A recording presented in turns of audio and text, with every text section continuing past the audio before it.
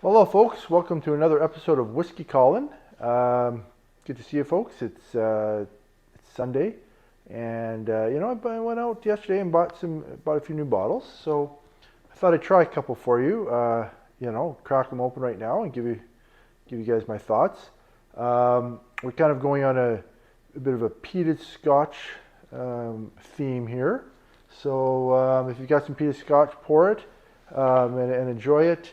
If you got either of these, pour it and let me know what you think about these in general. Then I'll give you my thoughts. So one of them here is the Lagavulin 11, and it's the Nick Offerman edition. It says it's charred oak cask, and I haven't done ton more research other than that. 46% alcohol percentage. And yeah, it's got kind of, of course, Lagavulin is generally great. I might be a little bit unusual perspective I've got on it. And sometimes I like the Lagavulin 8 more than the 16 for one reason or another. I just find the 8's a little bit, maybe a little bit saltier to me, which I really like that. So 16 is great too, of course. But yeah, so I'm curious what this 11 will be like. And it's kind of this charred oak element to it, and exactly what they've done to it differently, exactly in the process. I have not researched that at all, but anyways, the charred oak cask. I'm guessing it might be a little bit more of that charred and oaky kind of element to it. Maybe a little drier, a little bit, maybe kind of some cigar notes or something like that. Maybe I'm just totally guessing. Haven't even watched a review on this or anything for anybody else, so kind of like, as I've said on the channel before, I'm a bit more of a taster, not a researcher. I just kind of like to be surprised and let you guys know what I think as I taste it for the first time.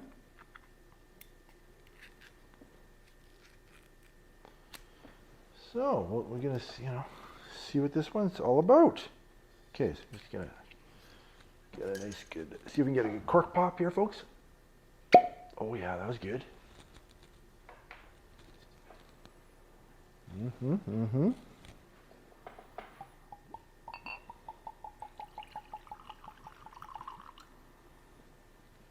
Okay. Yeah, not a bad color there. Bit of a lighter color, kind of a yellowish hue.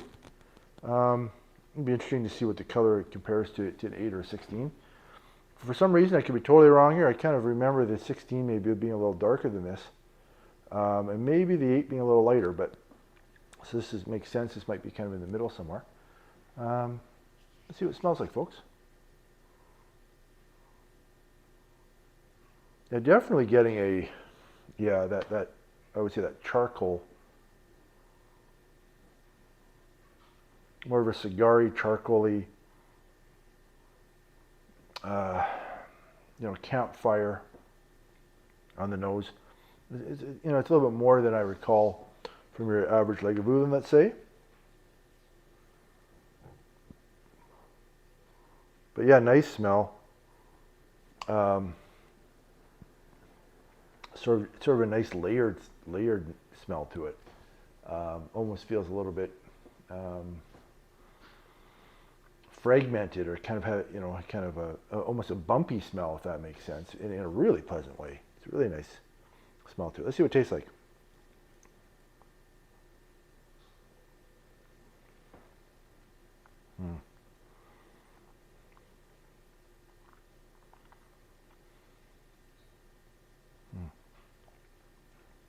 You know what? Really nice, smooth, creamy texture. That's the first thing that I notice. A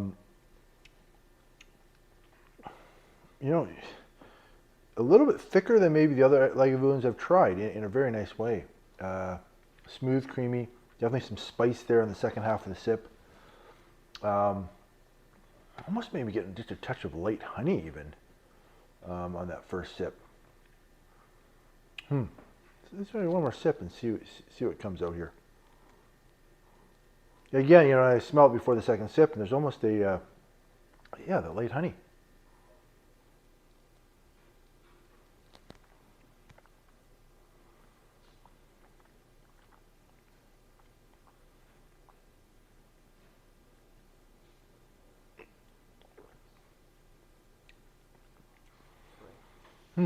Yeah, not extremely peaty.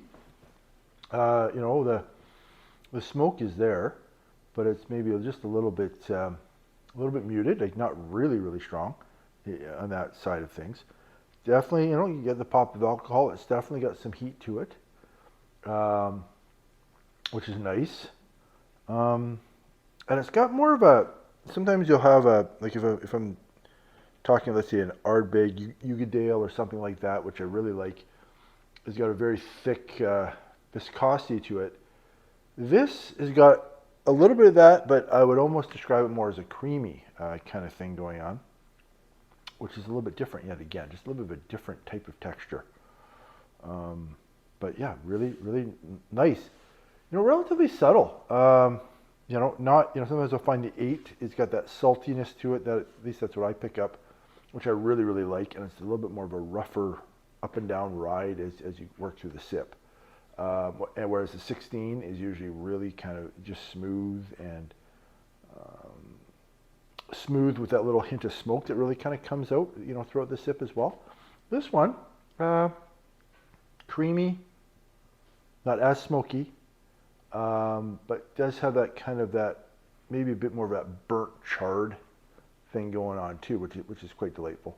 So yeah, really nice try here, or first couple sips, first impression. Okay, so the second one is a little fun compare here, and I've never tried this one either. It's from Compass Box. It's the Great King Street Glasgow blend. Of course, Compass Box blends all sorts of different types of whiskeys. I really like Compass Box in general. Something that's maybe similar to this is Peat Monster, which I really, really liked. And this one is 43%. And they talk here a little bit about how they blend it. They kind of are going for a bit of a 19th century blending houses. They kind of say they got some recipes from that, I think is what they're saying here. Yeah, basically saying that the Great King Street range from Compass Box is dedicated to creating contemporary Scotch whiskies in the full-flavored style of the great 19th century blending houses. In creating these blends, we drew on archive recipes from the golden age of whiskey making, then updated them with our own 21st century custom cask maturation techniques. The result is a style of blended Scotch unlike anything else available today. And they say it's going to, it's going to be bold, peaty, and sherried is what they're sort of talking about here.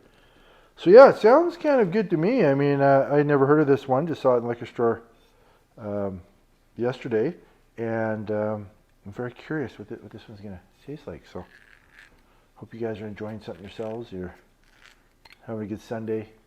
It's kind of winter here. It's near the end of the winter, early March, but the winter just will not leave. So that's the problem. It's minus 19 Celsius again today. And we're hoping to be a little warmer than that by now. See if we can get a good cork pop here. Oh, that was a good one.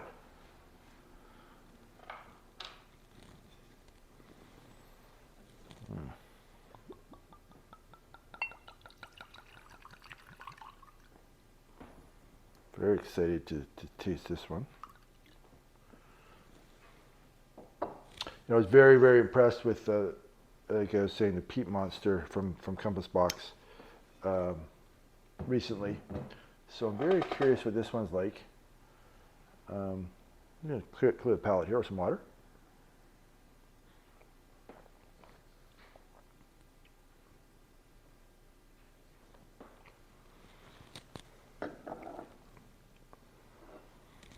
Okay, well, let's see what it smells like. Yeah, kind of a, the nose on this one compared to the Lagavulin is much more muted. Sort of a little bit of maybe a slight light honey or medicinal kind of smell to it.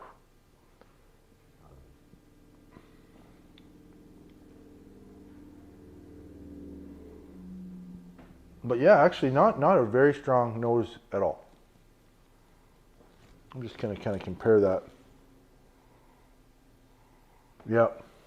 Let's see what it tastes like, folks.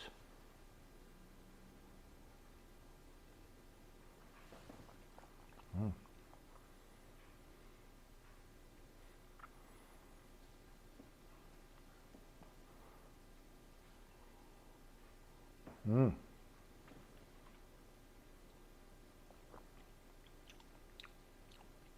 You know what? This is very...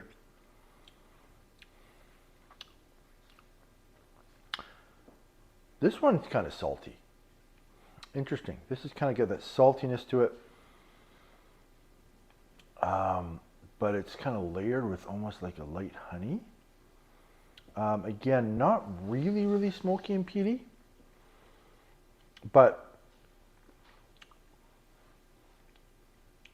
kind of a nice, almost a salty. It's very nice.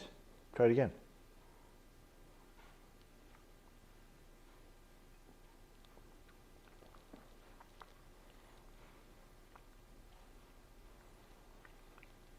Mm.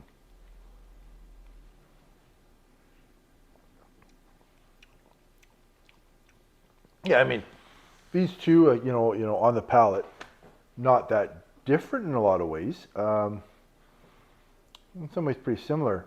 I might say though that the Compass Box is a little bit saltier and drier, where the Lagavulin, it's a little bit more of a, I mean, I think they describe it well, kind of a charcoaly, woodsy, kind of, but a little creamy as well. I would say that the Compass Box a little bit thinner, not extremely thin in texture, but definitely thinner than the Lagavulin. I'm just going to clear my palate and kind of go back again to see what I can taste here. And as you can see, I think it looks to me like the Lagavulin's a little bit darker in color as well.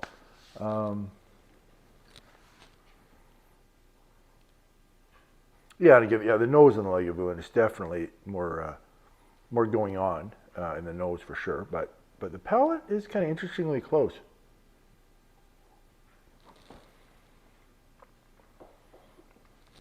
Mm.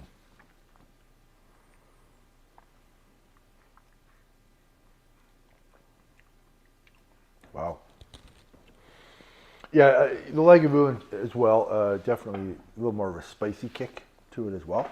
A little bit hotter, drinks hotter for sure. These are both excellent.